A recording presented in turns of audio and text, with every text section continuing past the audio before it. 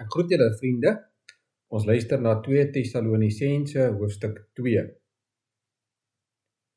Wat die koms van ons Here Jesus Christus en ons ontmoeting met hom betref, vra ons julle broers, om nie skielik skop te verloor en verontrus te word deur 'n geestesuitspraak of 'n woord of 'n brief wat skynbaar van ons af sou kom, en waarvolgens die dag van die Here reeds aangebreek het nie. Laat niemand julle op enige manier op 'n dwaalspoor bring nie, want hierdie dinge kan nie gebeur voordat die afvalligheid eers plaasgevind het en die mens van wetteloosheid geopenbaar is nie.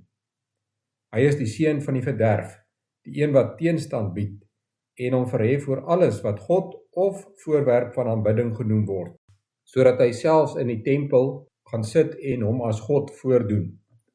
Onthou julle nie dat ek herhaaldelik met julle oor hierdie dinge gepraat het toe ek nog by julle was nie?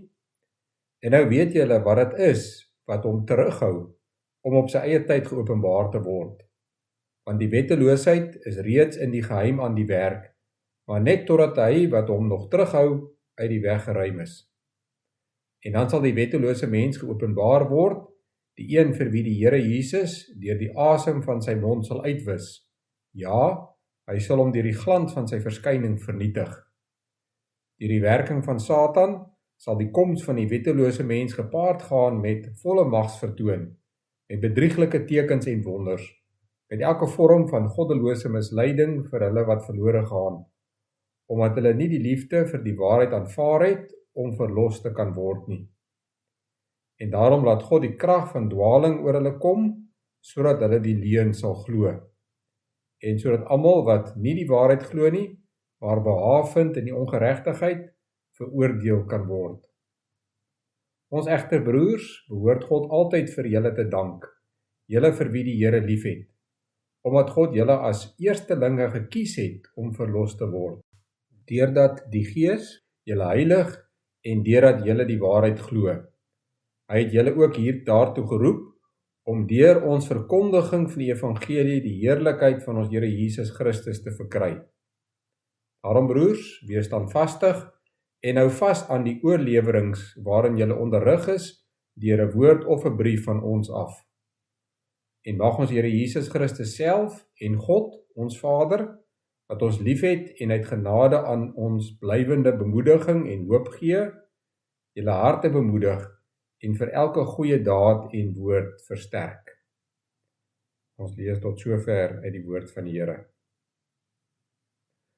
Ons kan uit hierdie gedeelte aflei dat daar iemand was wat die gelowiges wou mislei oor die wederkoms. Hulle het gesê dat die wederkoms reeds plaasgevind het. Ons kan verstaan dat dit die Tessalonisense verontrus gemaak het. Hoe sal ons lewe verander as ons dink dat die wederkoms reeds plaasgevind het? Ons is steeds op aarde, ons kry steeds swaar. Het die Here ons vergeet? Is ons nie werklik gered nie? Is hierdie lewe dalk die ewige verdoemenis?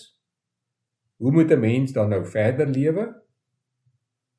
Maar Paulus stel hulle gerus. Die Here Jesus het beslis nog nie teruggekeer nie. Die Bybel maak dit aan ons baie duidelik dat wanneer hy terugkom, dit oop en bloot sal gebeur. Almal sal weet dat hy terugkeer. Hy gaan dit beslis nie in die geheim doen nie. Al die wetteloosheid en swaar kry wat ons sien en beleef, is 'n teken daarvan dat hy nog op pad is. Dit is vir ons teken om gereed te maak vir sy koms. Maar dit is ook vir ons 'n troos. Hy maak dit aan ons duidelik dat hy wel kom. Dit gee ook aan alle mense nog tyd om tot geloof te kom. In vers 13 lees ons van 4 dinge wat die Here vir gelowiges doen. Hierdie dinge moet vir ons hoop gee en ons lei in die tyd wat ons vir hom wag. Dit is wat hy vir ons doen. Hy het ons lief, so lief dat hy sy enigste seun gestuur het om in ons plek vir ons sondes te sterf. Hy het ons gekies. In Efesiërs 1 vers 4 lees ons dat hy ons voor die grondlegging van die wêreld in hom uitgekies het. Hy het ons gekies om verlos te word. Dit beteken dat hy 'n doel met ons het. Hy sal ons nie verlore laat gaan nie, hy sal ook nie terugkom en van sy kinders vergeet nie. En hy gee aan ons die Heilige Gees. Die Heilige Gees gee aan ons geloof en lei ons deur hierdie lewe, deur die woord van God. Dit is die Bybel. Gelowiges het dus baie om voor dankbaar te wees, wanneer ons rondom ons kyk en sien hoe die wêreld verval, en selfs wanneer mense afvallig word.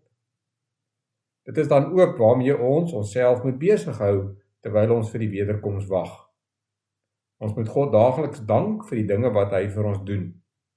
Ons moet die evangelie verkondig, want dit is hoe hy verheerlik word.